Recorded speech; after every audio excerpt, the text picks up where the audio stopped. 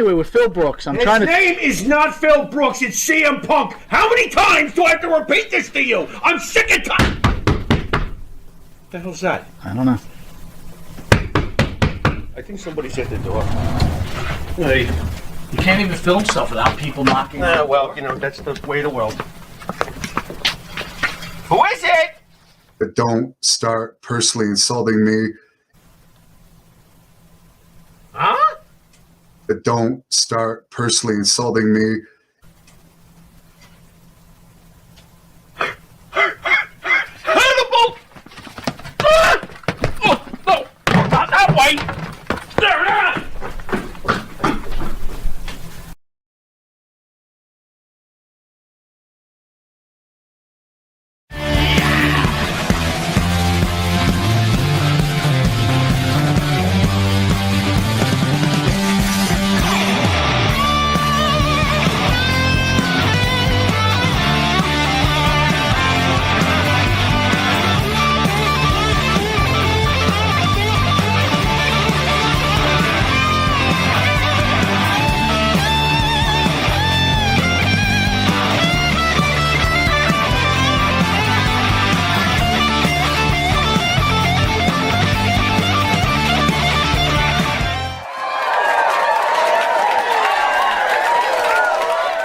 Welcome back to Long Island's #1 pro wrestling broadcast. Monty Nefaro, filmed out of here, Indie Music TV, straight out of Ronkonkoma, Long Island. At the board, Matty Ice. Matty, how are you, buddy? I'm doing great. It's a pretty good day. So people should know, and next week will be a somber show. Matt is leaving Indie Music TV, going on to bigger and better things. Well-deserved. Great producer who's been producing us for almost 2 years, right? Mm-hmm. Mm-hmm. So, you know, we'll give you all your flowers next week, brother, but you will be missed. That's for sure. Thank you. What if he likes lilacs? Great show. What? Oh, by the way, What kind of flowers are you everybody gonna out there, give just Matt? so you know, No. our special guest, Jim Brunzell, Yeah, what about him? great He enjoyed wrestler, the conversation human we being. just had, me and We him. were talking for like a half an hour, and I'm talking about Pamela You Lee weren't talking. You and left the room. I was Tommy talking. Lee. And then Pharaoh goes in full Pharaoh mode and starts talking about everything but Tommy Lee and Pamela? like fun Which is stuff. the first thing I think of when I think of Jim Brunzell. Talking Tommy about Lee and Pamela. Bill Watts. Yeah, that's right. Bill Watts. Anyway, You know, I've seen someone that reminds me of Bill Watts. Pharaoh. What? Yeah. Idaho governor Yeah. signs a bill banning abortion after 6 weeks, modeled after Texas law. Idaho became the first U.S. state to enact a law modeled after a recent legislation passed at Texas that bans abortions after 6 weeks before many women even know they're pregnant. What do you think of that? Really? Really? Oh boy.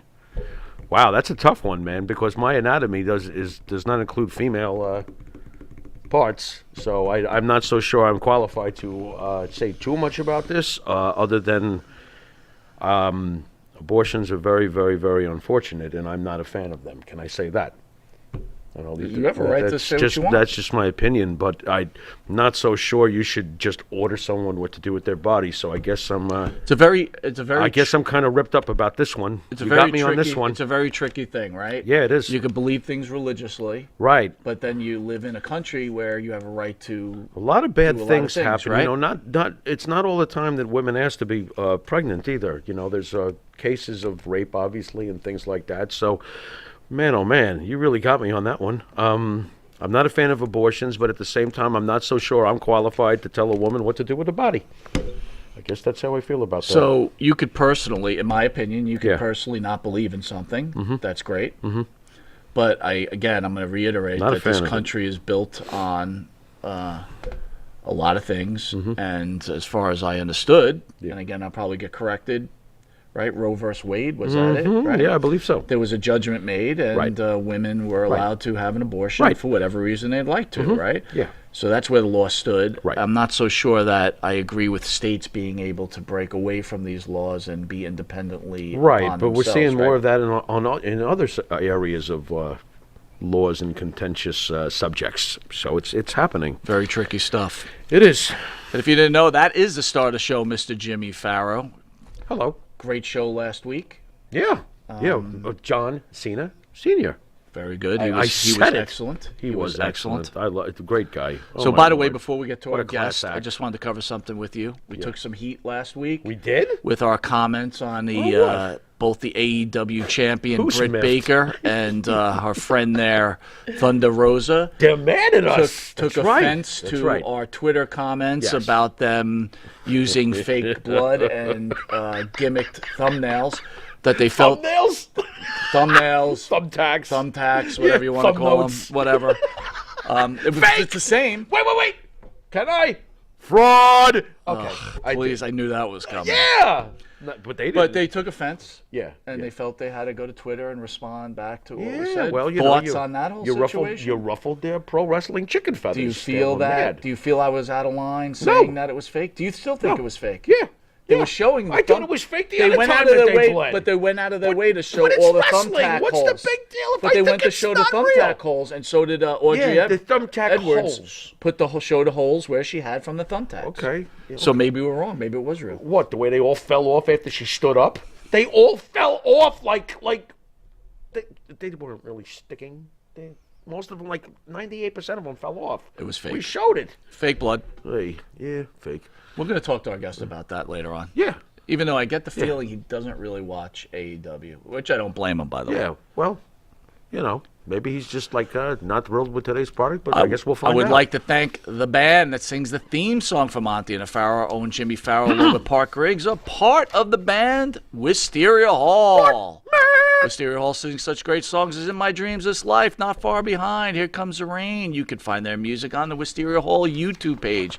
Please give them a like and subscribe. Catch us on Spotify, Apple Music, and Reverb Nation. If you didn't know it, you are watching Long Island's #1 pro wrestling broadcast, Monty and the Pharaoh. Catch Monty and the Pharaoh on the Monty and the Pharaoh YouTube page, the Monty and the Pharaoh Facebook Live page. Hear us on iHeartRadio, Spotify, Anchor.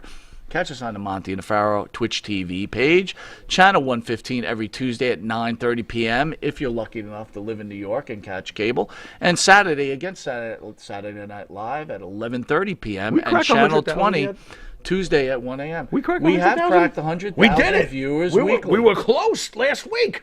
Over the top. Pretty good. Nice. We also want to thank Amazon Music for putting the Monty and the Pharaoh show on their network. Nice. And we're going to be right back. Before I announce that special guest, I want to give a couple of shout-outs. Maria Davis, 802 Maria. Blues. Jacob, 802. welcome. What Rick is up? Howard, how are you? AAA. Phil, I hope all is well. Mr. Phil. ESO, one of our sponsors in the house, who is now working on a very special project for Monty and the That Pharaoh. was an awesome little... Don't reveal it. Yeah, Davio, that what was up, awesome. buddy? up, Dan Dad? Crusader in the house. Dan Don the Crusader. Barber, and so Barber. many more. Love Jacob, that name. how are you?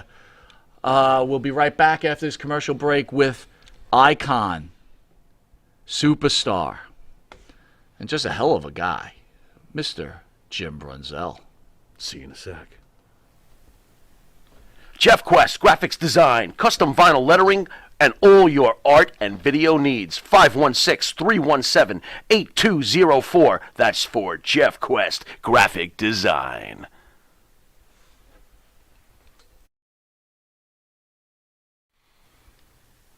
The Monty and the Pharaoh Show is brought to you by... Because wine is your second favorite four-letter word. California wine, New York attitude. Good fucking wine. Yeah.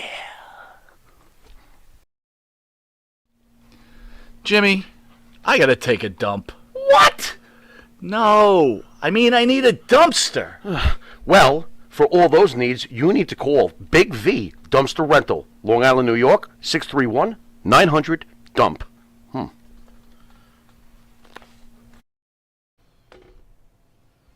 All right, welcome back to Long Island's #1 pro wrestling broadcast. Monty the Pharaoh, seen here only out of Indie Music TV, out of Ronkonkoma, Long Island. We want to say welcome, Mr. Jim Brunzell. Thank you, sir, for taking the time out on our lovely little Well, show. thanks for having me. I think it was about a year ago, wasn't it? I was on with you guys. A little over a year ago, and I really do have a question for you. We met Okay. you at the start of COVID. Right. You were in there with Brian Blair. Right. And I really was thinking about you for a long time. I really got to reach out to him. Are you now a millionaire because you were selling all the hand sanitizer and all that good stuff? Or are you working as a rep, right? I was working as a rep, but I got to tell you, most of those products, disinfectants on a huge scale, were back ordered to the point where my company had sales of $7 million that they couldn't reach because we couldn't get the product. Wow. Oy. So what ended up happening? Did everybody just cancel those back orders, or what happened? No, they couldn't cancel the back orders. They just, we'd get a little bit, somebody had ordered 10 cases. Well, they get one case. Then when the rest of them came in, it might be spread over. But that was the problem in the industry too, because, it was that way with, masks and everything else, gloves and, hand sanitizer. It was unbelievable. Did you think? Thank God we've turned the corner. Oh, you ain't yeah. kidding. I was going to ask you, did you think that day it was just basically starting, and we were kind of all joking about it in a way? And did you ever think it was going to turn out the way it turned out? No, and it's funny because I was coming back from New Jersey. I did a show, and this guy in back of me was coughing in the plane. Horrible, bad cough. And I turned around and I said, please cover your mouth. And this guy was on the point of being delirious. And of course, 4 days later, I get sick. I have a fever. I got a cough. I can't go out of bed, get out of bed for about 4 or 5 days. And I wound up getting COVID, and I lost my sense of smell. I still haven't got it back. Wow. I'm sorry to hear that. But otherwise, you're healthy, though, thank God, right? Well, I think I mentioned earlier I had my 10th surgery related to my pro wrestling career. 4 weeks ago, I had what they call a reverse right shoulder arthroplasty, which they cut the ball out of your shoulder and they put a new joint and then they put a new ball in there and then they secure it to a part of the scapula. So I was told by my doctor that I'll be restricted to lifting anything over 20 pounds in my right arm. So my weightlifting days are probably gone, but it could be worse, Absolutely. Jim, recently, and I'm not sure if you knew this fellow, but we lost our friend from the show, J.J. Maguire. He was the co-writer of a lot of the themes for WWE, along with Jimmy Hart back in the early 90s. Did you have any memories? Did you ever come across J.J. Maguire? And if not, what is your opinion on the importance of having a really good intro song for a wrestler? Oh, geez. Well, I know your first question, Jimmy. I didn't meet J.J. Maguire, but I'm very familiar with Jimmy Hart and knew his background and music and sure there was you have a catchy tune going to the ring, people boom automatically as soon as they hear those opening notes they know the Killer Bees are coming or the Hearts are coming, and then with Hulk with his theme song, they as soon as boom they heard that he was coming, and it was great to do. We tried 2 or 3 different songs, and the problem was that if they were famous artists that had that song, you couldn't use it because then you would have to pay him. And Vince didn't want to do that, so Vince sort of wound up making up his own music for a lot of, or maybe he had Jimmy Hart do it. He probably did, for a lot of his talent. But I know Brian and I came out to a couple different things. So, but you're right. It sure adds to your, the selling of your presence. Were you ever happy with your music, or what was your take on the songs you went out to over the years? Any particular one? Well, see, I wanted Springsteen music, and right away I couldn't do it. And then Brian wasn't too hip on it, and McMahon wasn't either. So Yeah. it didn't either way. I thought, well, if we come out to something, we come out to something. So Right, right. Unfortunately, over the last few days, we've lost one of the all-time greats, Razor Ramon, also, of course, known as Scott Hall. Can you give us or share with us any personal memories of Scott Hall and his impact on this business? well, he was very unique because he came in as Razor Ramon and got over extremely well. Good looking guy, very athletic, had good presence in the ring, could talk, and boom, he took off. And I know he had, throughout his career, he had a horrible battle with substance abuse, and it took its toll on him. You just add these number of people that succumb to substance abuse, whether it be alcohol or drugs, and it's amazing because there was, there's probably 2 to 3 dozen wrestlers in the last 20 years that have passed because of substance abuse. And I know that he didn't die of substance abuse, but I'm sure it had a critical play on his life.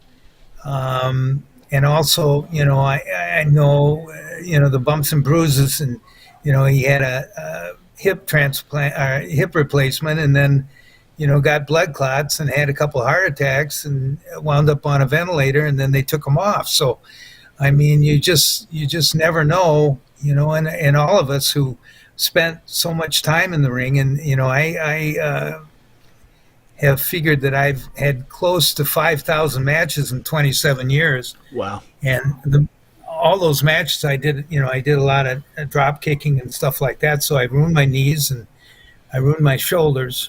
And consequently, I'm paying for that price now. Could be a lot worse, but, I'll be 73 in August. And I thank the Lord for a very blessed life that I've had with a great family relationship with my wife and my kids. And also I still stay close with the number of, some of the wrestlers that I was real close with. And, I'm very active in my kids' life and my 2 grandsons. So, I'm pretty happy being retired now. So it's fair to say, though, that if you could start over, Jim Brunzell would have still been Jim Brunzell, the wrestler. You would not have chosen a different life. Well, I wanted to play pro football, but I wasn't good enough. So Okay, I had okay. to, and it's funny because I remember when that 30-30 movie came out, a documentary on Ric Flair, and we went to the opening of it in Minneapolis. And after we saw it, I just, I looked at it and I thought, geez, I shook my head. And then I said to Greg, I said, if Rick had it to do all over again, he'd do it the same way. And Greg said, yeah, he would. So, I mean, I know, Rick I think Rick is 73 now. He might be closing in on 74, but he's still got his mug out there and he's still hooing with everybody, and, more power to him. So, last time you were in studio, you were with your partner, Brian Blair. Could you fill the fans in? How's Brian doing? I know he's gone through some really tough times, the passing of his son, and he's had some health issues. Could you share with the fan how Brian's doing? Well, I talked to him a couple times, maybe once every 7 to 10 days. And if we're not talking, we're emailing or texting. And he's had 4 or 5 back and neck surgeries. And then the last time he had a surgery, he wound up getting an infection called osteomyelitis in his backbone. He damn near died. He was in the hospital for 4 or 5 weeks. And so he lost a lot of weight. And, the fact that, having to deal with the loss of his son this past summer is just horrifying for anybody, any parent to think that could happen, and then somebody that it did, and it was horrible. So right now he's in a good space. We're going to go to next week. We're going to go to Dallas for the WrestleMania WrestleCon down there a couple days, and it's always interesting to go to those because actually the only reason why I go is because I want to see the guys that we worked with so many years ago, and you wind up seeing a lot of those guys. And I know that we're not going to be going to the WrestleMania matches, that's for sure. But Vincent probably charges $2,000 for the nosebleed, For parking. nosebleed seats. No, that's Yes. for parking. What are you talking No, about? he'd want us to park the cars. Right. Oh, Right. man. That's the thing with Poor Vince. Vince. The poor Vince? Forget that. Oh, my Lord. Jim, I'm not sure if you're watching the current product, but me and Mike are on a tangent lately with AEW. Would you like to weigh in on the use of fake blood and fake thumbtacks? Any thoughts? Fake blood. Oh God! Well, Fake I thumbtacks. haven't watched. I see the picture out there, and I remember a time, and I'm trying to think of his name now, and he lives up in Connecticut. Jesus, gosh, he's a Hall of Famer, and he wrestled in a couple of names, and he had the puppets with his hand. But- Foley? Mick Foley? Yeah. Mick Foley, yeah. Yes, Foley's Mick Foley. Foley's from Long Island. Not that we're proud of that, but Is he? Oh, I thought he But lived in Connecticut. Whatever, semantics. Yeah, Who really cares? But go Yeah. ahead, Jim. But I remember him doing all that crazy stuff, Yeah, yeah. on the glass and and the tacks. And I thought, that guy isn't going to be able to walk when he's 65 years old, And so far, I haven't heard he's had any surgery. So maybe, maybe he's bouncing the right way. Yeah. But maybe he was just born to bounce. Yeah, he was born to bounce. There'll be a song. G-Man will come out with a rap on that. G-Man's going to come out with a rap. Born to bounce. That's great. Yes. Born to bounce, baby. So, Unbelievable. I don't know. I did a documentary last week with A&E on Khosrow Vaziri, the Iron Sheik. Yeah. Okay. And they said, "Do you have any stories about the Iron Sheik?" And I said, "Yes, I do." Yeah. So I said, "You want the good ones or the bad ones?"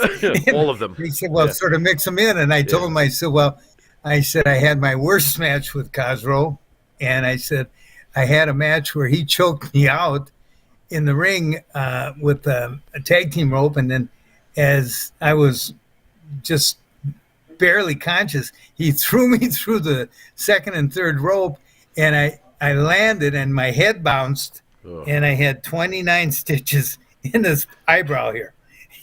And I got up and I thought, what in the heck happened, and Khosrow, he was trying to figure out how I did it, how it was my fault, but he couldn't. So, It was an interesting interview, and we talked for about an hour and 5 minutes. But there's another guy who's, put up with a lot of stuff, and his daughter was taken, and drugs were involved, and he had a horrible ankle, and he never fixed, and he's almost crippled now. But I heard from these people that he's got over 600,000 followers on Instagram. Right. So he's doing pretty good, I guess. Yeah, it's not too bad.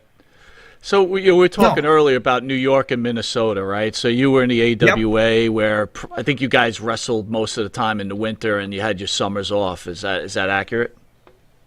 No, we wrestled quite a bit in the winter because people are captivated to being inside because of the cold weather. No, that's what I said. But I said that once- reversed. You had your summers off, but you wrestled in the winters, correct? Yes, well, that's right. But we didn't have the summers off. We wrestled maybe 2 to 3 times a week during the summer, which was great. Usually it was Friday, Saturday, and Sunday. So we had Monday, through Thursday off, which was great. But summer in Minnesota is only like 2 weeks, isn't it? I mean, how long is this summer in Minnesota? Well, it could be 4 weeks, but I knew I was actually, warm. I mean, actually, you're not warm. But so when That's the when you problem. came up here to the WWE or WWF, what kind of was that a Yes. culture shock to you? Because now you're working God. what 340 days a year. this is the honest to gospel truth, and I don't know if I showed you this the last time, but I wrote this book a couple years ago, and it's called Madlands. Yes. And I published it myself from Blurb, and in here is 46 stories, and I document just about everything, all the interesting stories, and they're true. But Brian and I wrestled for 3.5 years. We averaged 27 days a month. Wow. And Wow. I have that on my books. 27 days a month. I remember we went 52 days straight, and then Greg Valentine broke my hand in Rockford, Illinois, so I had 2 days off. And then I came back with a cast on, and the Bees won more matches with using my cast to clothesline than we did with any drop kicks. So did you? That's so the- did, that's the Brian, heel did, of Brian, Vince. did Brian wear the cast too? So when you guys swapped those masks around, you really had that kayfabe thing going on? or what? He had one, but it was a little more flesh colored than mine. I got a fan out there who wants to ask you a question. We're going to go back to Sure. Scott Hall a little bit. He wants to know, how was Razor like when you came back to the WWF in 1992? How did he treat you? Razor Ramon. Who? Razor, Ramon. Scott Hall. Scott Hall. Oh, well, You can say it. It's okay. here's the whole problem. When I came back, I had my own business in White Bear. It was called Jumping Jim Brunzell's Gym, and I had a good nut per month that I had to make, and so it was advantageous for me to wrestle part-time with the WWE. So whenever any babyface got hurt, or somebody got suspended or whatever, they'd call me in for a couple, 2 weeks, 3 weeks at a time, and I'd make good money. So although one of the things that Vince did to me, and it bothered me, was he put me in with these guys, and some of them were on TV, and he wanted me to put them over 1, 2, 3 in the middle of the ring. And first I thought, well, if a heel beats a babyface in the middle of the ring, 1, 2, 3, first of all, that doesn't say much about the babyface. And a heel should do something, to violate in some way or other that his opponent, in order to beat him, to maintain the heat on him. So that was one thing that I had to deal with. And I remember, you can look this match up. It was let's see, what's his name? Doggone it. Randy Savage and I had a match on TV. It was on one of the first Monday Night Raws, and I knew and he had what's her name?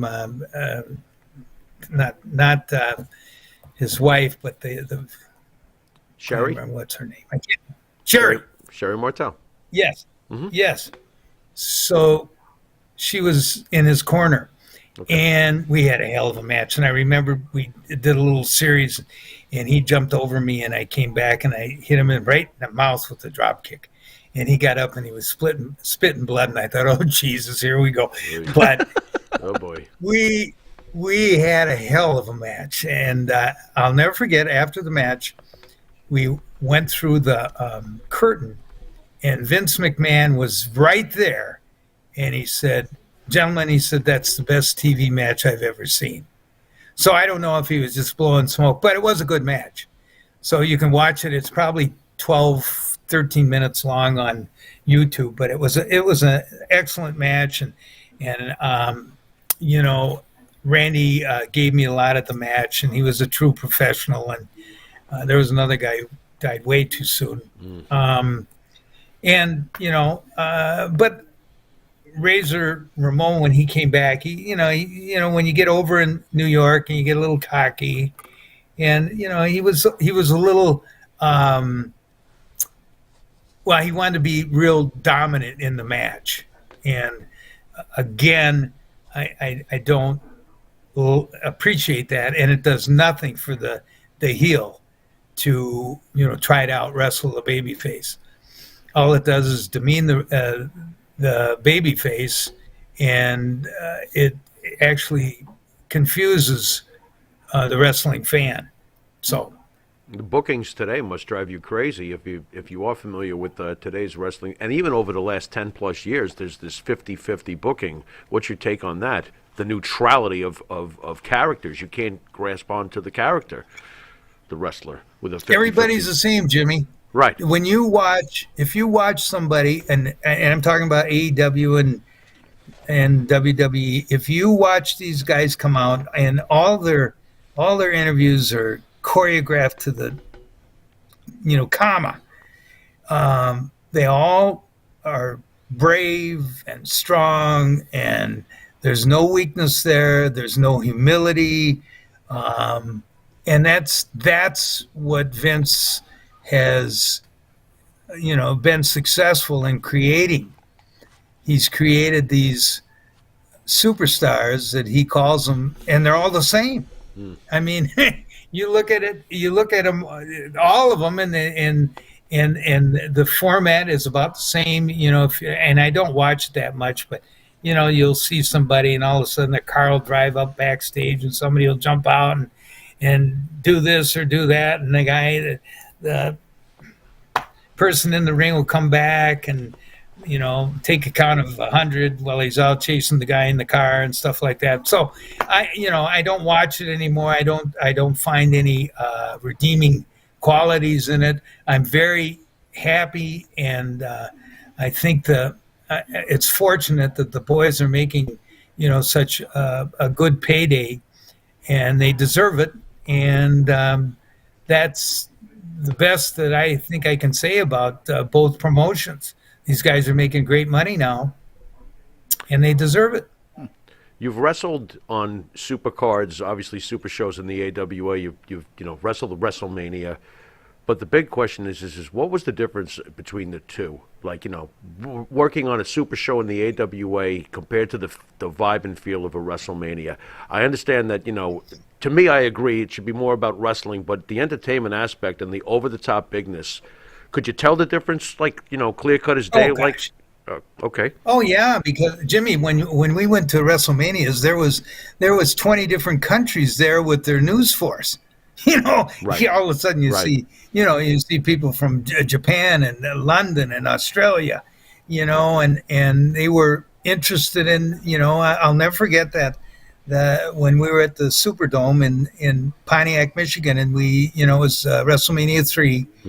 And it was Brian and I against the Sheik and Volkov. And during that match, Jim Duggan came in and more or less caused us to get disqualified. And we were supposed to be happy with that. We were supposed to, pat him on the shoulder and thank him for coming in and getting us disqualified. So that was Vince's way of introducing Jim Duggan at our expense to get him over. But the feel was incredible. I mean, and one thing I'll say is that we were supposed to originally go on second or third, and it wound up that they put us on in a final match, and Hulk and Andre were the last ones. And everybody was waiting to see Hulk and Andre. They didn't care about the Bees and Nikolai and Khosrow. So, it was great in the fact that those WrestleManias were so accepted and publicized, and that's due to Vince's connections and the promotions that he had, with Dick Ebersol and the production of the TV, and it was great to be on those. And I'll tell you, I had our match in Winnipeg, Canada. I think it was 1982 Yeah, and it was Nick Bockwinkel, and we went an hour draw, and that one too is also on YouTube, and that was a hell of a match, honest to God. And we had that crowd, which was a sellout crowd, into every move, every false finish, everything, right up until the end. And to me, I had two or three hour draws with Nick Bockwinkel, who I thought was incredible in the ring. He was one of the greatest. I had three draws with Harley Race, who in his time as NWA champion was, he'd do an hour draw every night. I had three draws with Ric Flair in Charlotte, North Carolina. I had one with Jimmy Snuka, and I had a couple, believe it or not, with Iron Sheik, Khosrow Vaziri. Wow. And those were a battle of, it was like getting a full set of implants with only a half a shot of Novocaine. I got to ask, WrestleMania 3, Hogan and Andre, it happens to be our favorite match, my partner and myself, basically, because it was just, we were huge Hogan fans. The timing was right. We grew up with him in basically high school and stuff. So we get Hogan Andre, the body slam, the 93,000. I'm really curious. Were the wrestlers looking at the match from the back?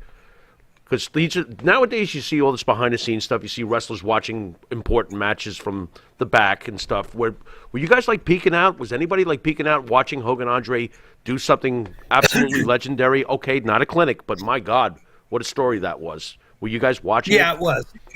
And I think some were, looking, but they had some monitors back there that you could watch it. Cool. Without, sticking your head through the curtains. And, cool. It was hard seeing it that way because there were so damn many people, and you were at least 100 yards away from the ring at that where they had our locker rooms. But yeah, it was a great match, and Andre. He was such an athletic, big man, and he knew his position there. And Hulk was the golden goose, and he did him right, and it was a great match. And let's face it, the WWE today is what it is today because of Hulk Hogan. Really, thank you. He was the golden goose. Thank you. He was. Truth. He was, and not to say he was the greatest wrestler in the world. Of course not. But for what he had, the package he had, his look, his rap, his entrance, his athleticism in the ring. I mean, if you can go back and you can see him on YouTube wrestling Antonio Inoki in Japan, 2 or 3 years before he came to New York. And here's a guy 6'8", 300 pounds that could actually get down on the mat and wrestle. I mean, he was good. He impressed the heck out of me. How much pressure do you think Hulk Hogan, the person, was carrying with him during those days to perform on the level that he was to break the barriers he was being asked to break?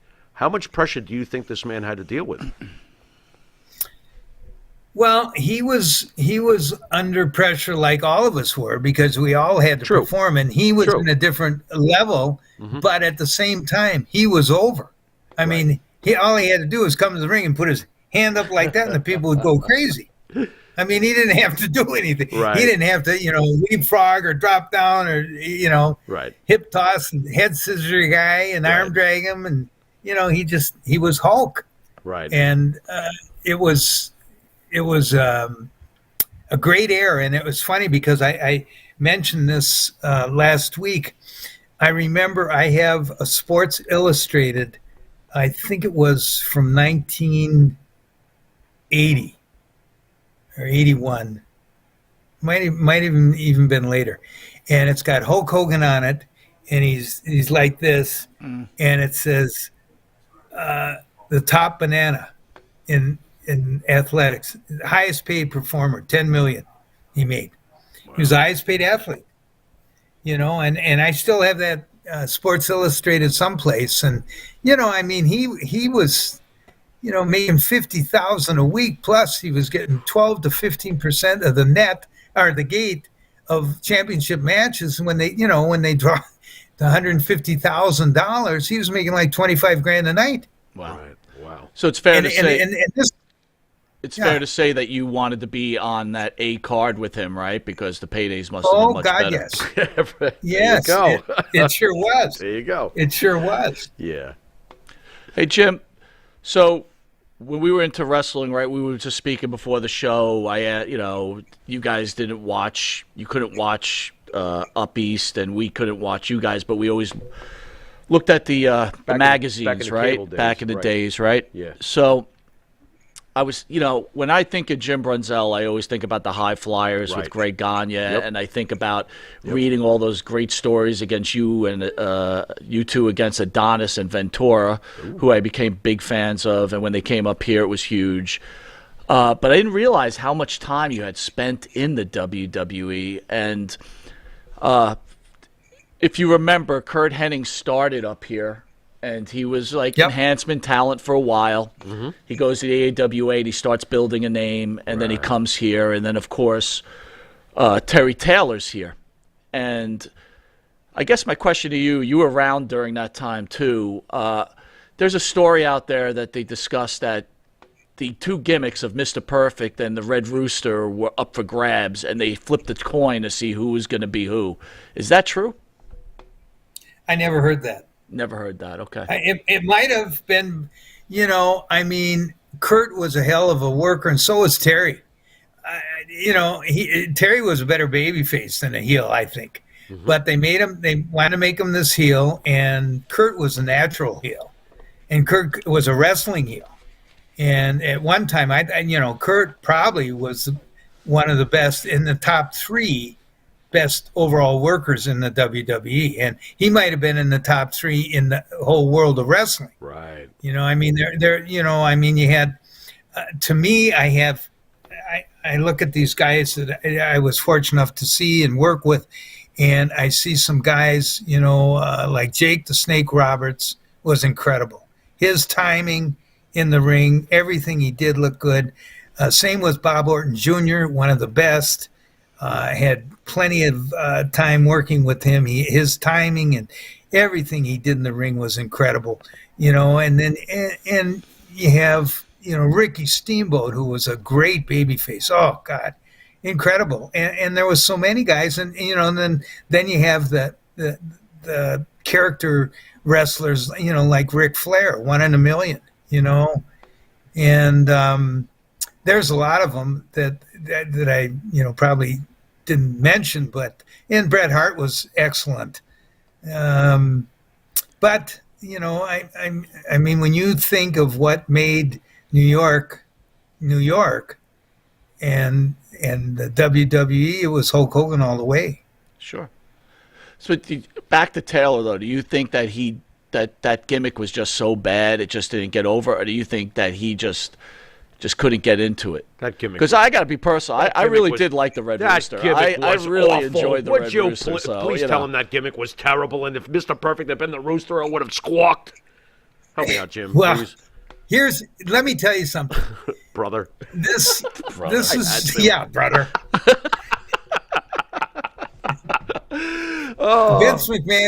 Vince McMahon had a way of giving guys a gimmick that he was making fun of other people in the wrestling business. Okay. And a great deal of this was when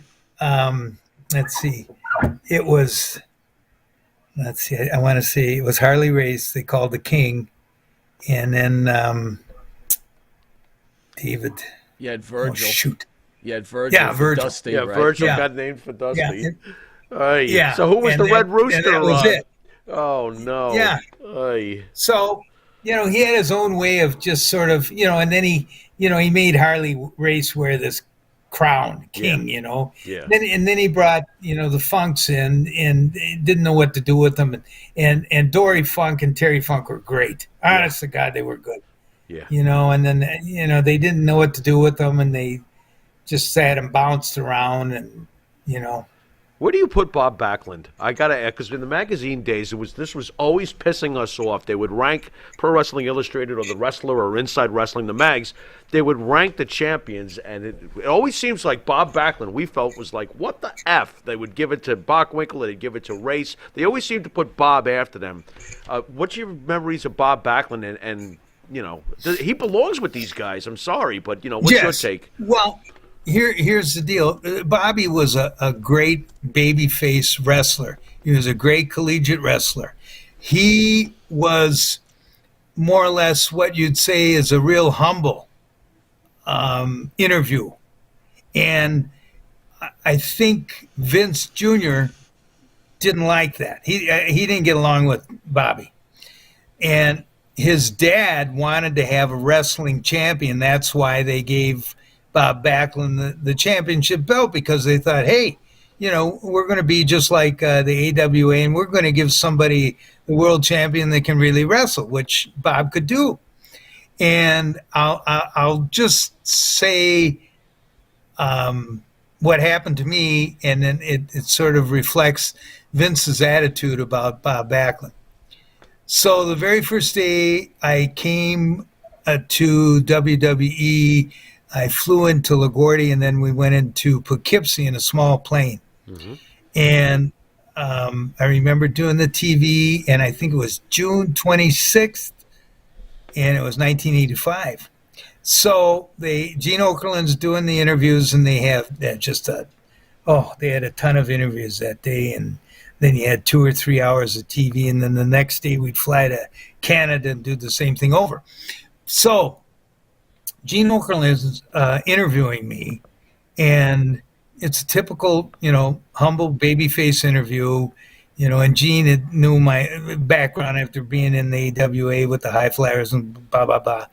So I did a normal all-American babyface interview.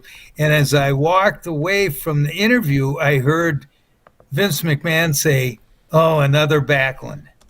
Oh, my God, really? Man. Oh, boy. That's what he said. And I thought, oh, boy. Yeah, so that was my first day in New York. Well, He fired me 3 times. Yeah, I was on that. I'm just getting to this. You worked for Vince. You worked for Vern Gagne. You worked for Crockett. Tell us the difference between the three of them. Wait a minute, can I just get this in there Yeah, real sure. quick? Go ahead. You're fired. You're fired. You're fired. Yeah, he did it 3 times, Jim. 3 times. Yeah, sorry. Go ahead. That's Yeah. horrible, by the way.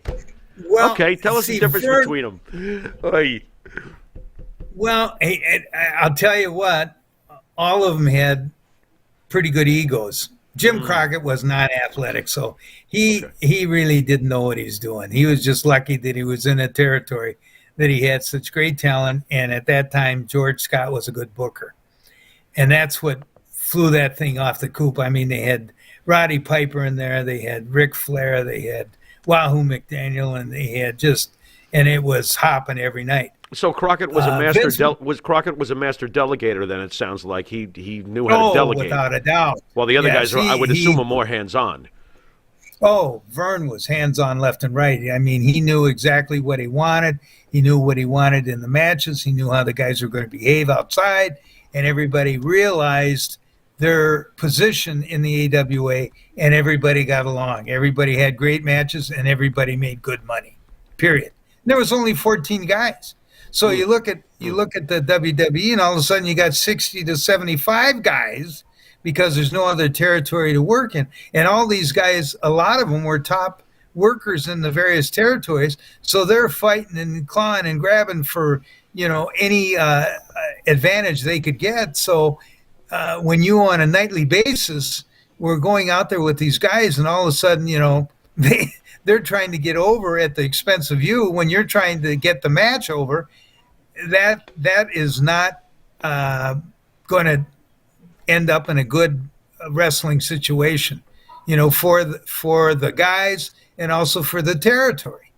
And Vince didn't care, you know. They had problems, you know. I mean, I remember Cosro. I think he worked. I think it was over 80 days in a row. That's ridiculous. and we were flying every single day in an airplane. So, and then, renting a car and then going, I remember making a trip with Jake Roberts, and we started in Vancouver, and we went all the way down, and we wound up in Phoenix, Arizona 10 days later. And we drove down all the way through, and we stopped here and stopped there in Washington, and then wrestled in San Francisco and wrestled in LA and wrestled it was outrageous. Jim, you were around during the Ring Boy scandals, I believe. Lee Cole, brother of the Ring Boy scandals. Lee Cole, brother of Tom Cole, he's been on the show. Tom Cole committed suicide. He accused Mel Phillips and Terry Garvin of sexually harassing him or taking advantage of him. I know you were around during that time, but I don't know if you know anything about it. And if you do, what are your thoughts on it? And do you think that Vince is culpable for something like that going on in his organization? I wasn't around for that, so I can't, say one way or another. But I remember when Vince was going through some rather questionable behavior, and he was being investigated. And I remember I asked Hulk Hogan, I said, Terry, I says, what do you think? What's this with Vince? And Terry told me, he says, Vince McMahon is capable of anything and everything. And then he walked away. Wow. Whoa. Jim, in your mind, if Vern had kept Hogan around, what do you think would have happened with the future of the wrestling business if somehow he had stayed in the AWA? Well, it would have been great for the AWA, and it would have been good for Terry for a period of time. But here's the main drawback, and I've said this before, and Vern Gagne was a very, very egotistical guy. And, his whole life, he was an amateur wrestler, champion, high school wrestler, college wrestler, alternated in the Olympics. He played football. He was a great athlete all the way around. And he had an enormous ego. I mean, just enormous. And I think that probably if Terry, here's the deal. Terry was completely the opposite of what Vince was, or what Vern was, in that Terry was a muscle-bound, guitar playing, rock and roll player. Right. That was a bodybuilder, had a good rap, but I think Terry said that he played softball or something like that, fast pitch softball. But so I think the ego would have gotten involved somewhere in the. And I to be honest with you, everything happened for the best. I know it wasn't the best for the AWA because they folded, but so did the rest of the territories. And WWE was king. So I think it would have been good for Hogan. There's so much innuendo and rumors saying, well, yeah, they were going to give the belt to Terry in Chicago, and CBS wanted to be there, and this and that, and that's all speculation because it never happened. So I just think that the way things happened, it was great in one respect that it enabled Terry Bollea to be the golden goose of pro wrestling, and it enabled a lot of other guys who wrestled and still could have an opportunity to wrestle in New York to make a pretty good living, even though we had no representation, we had no retirement, we had no hospitalization, no nothing. That was one of the reasons why I got fired. I thought, geez, I called Gene Upshaw from the NFL Players Association, and he says, oh boy, he said, you're going to have trouble. And he says, because he said, in order for you to succeed with the union in wrestling, he said, you're going to have Hulk Hogan, go along with it. And, in reality, if Hulk Hogan would have gone along with us, he would have been the one hurt the most. Right. Right. Because, so of course it didn't happen, but, I still have no idea if there's any profit sharing or if there's any, hospitalization, because I know there wasn't when I was there. Jim, back to that certainly not. union thing though. Right. Was it you and Ventura together trying to get the boys together, or how did that start? Well, Jesse, was talking it up, and I was talking. We were on sort of different levels, and it just wasn't going to happen. And I think that Vince got word of it, and I was easily dismissed, and I don't know. Jesse, didn't. I don't know if Jesse worked that much longer, for Vince or not. But I've seen him once in a while, and he told me he was going to run for president. And I said, "Oh Jesus!" So, so he lives. He You're lives not voting for him? What are you talking about? What do you mean you're not voting for him? He works for Russian TV. They have. This is getting He worse. works What? for RT. Yes, he works for Russian TV. He does a weekly program, and they built a studio in his house so What he do they- wouldn't have to travel. Oh my God. So I want to go back to your firing. Who was the person that fired you over this union? Did Vince personally do it, or did he send one of his henchmen after you? I think it was Pat Patterson. Oh, really? Pat Patterson said, "Yeah, I think he was, and he did it on a spur of the moment deal. He just says you're no longer going to be booked." So I was done that day, and then when they called me back to work again, I told Pat, I says, "Pat, if you're gonna, if Vince is gonna, drop me," I said, "at least give me a couple weeks notice so I can." Prepare the family, and Right. and do this and do that. And he says, "Oh, don't worry." Well, they fired me again, and I think it was I can't remember if I think it was somebody else. It wasn't Pat Patterson, but yeah. And I remember Vince. I think the third time he fired me, I had suggested something to him on the sly. I said, I said, "I got a great idea." I said, "I know you always want to be a wrestler. Why don't I say something to you? You come and question me, and then I'll beat the shit out of you, and then we can get booked around the horn, and I'll put you over." And he says, "I don't think that'll happen, Jim." You could have been the You Stone might have- Cold Steve Austin. You might have put the seed in his mind, though. He's, All right, he's Jim, onto I want to something. thank you. We're almost out of time. We want to hit you with something Okay. called the Pharaoh's Final Question. This is Sure. where the start of the show, Jimmy Farrow goes off script, and he thinks in his brain what he's going to ask There's you, and it nothing could be in my anything. brain. It could be, he's asked some people if they like peanut butter or jelly. Boxers or briefs. So Boxers. Jimmy's going to have it with you, and Boxers or briefs. let's see it's good. Don't make it that hard. Maybe boxers, briefs, and hard, all in the same. There you go. Thank Well. would you please? Oh my Lord! Jesus Almighty. Jim, you've talked about 10 surgeries over the course of your career. Now you're up to surgery number 10. You got to explain one thing to me. Is it youthful exuberance during the moments of your career that made you obviously love doing this to yourself? I mean, in some strange way.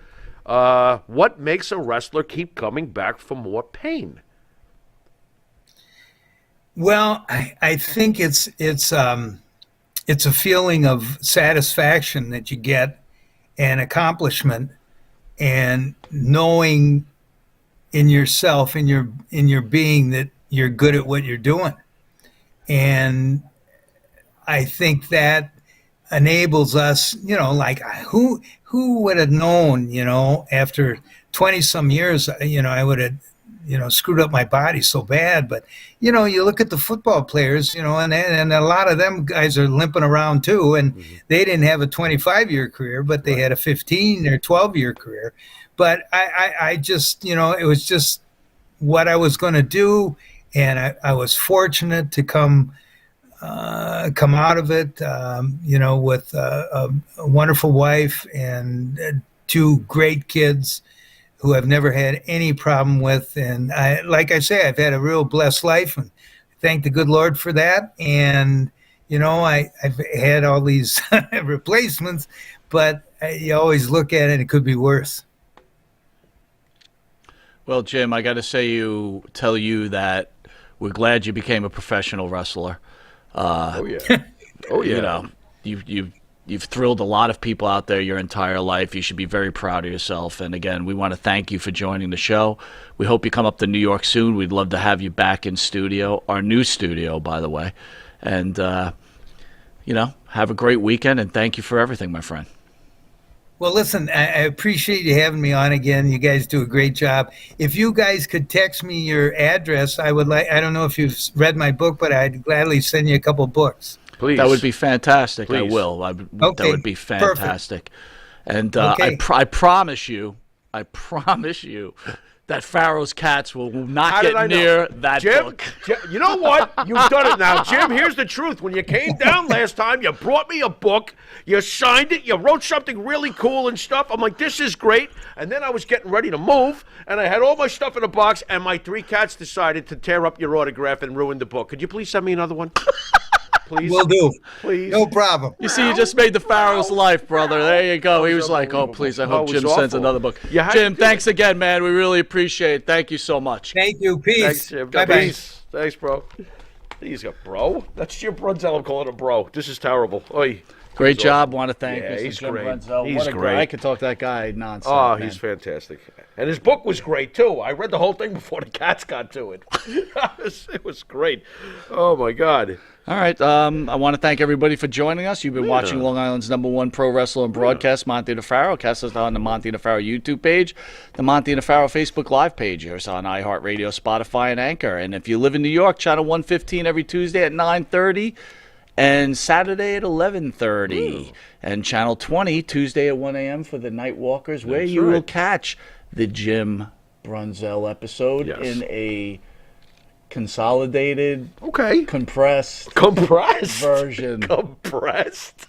Pharaoh, Like this? first of all, we want to thank everybody for joining us again. Your loyalty to the show is incredible. absolutely. And I can't say enough what a fantastic gentleman Mr. Jim Brunzell is. And I got to tell you the truth, Awesome, man. He's a good guy. again, maybe it's me, but when a guy tells me he's 73 years old and He does not look- he looks like he's 40. He's taking decades off. I'm looking at him. I'm like, there ain't no way you're 73. I'm thinking about all the high-flying stuff that guy did. Oh, my Lord. You got to expect some sort of injuries, and yeah. I'm sure it's a little bit depressing, but I right, mean, right, he yeah. looks And talk about fantastic. unsung heroes. Think about the style that he did back in the day. They're all trying to do this nowadays. So he's way ahead. And to me, he's living a blessed life. He gets to be around his grandchildren, Yeah. his children. Yep. His wife is still with Yeah. him. I He's- mean, he- you know what? He's good.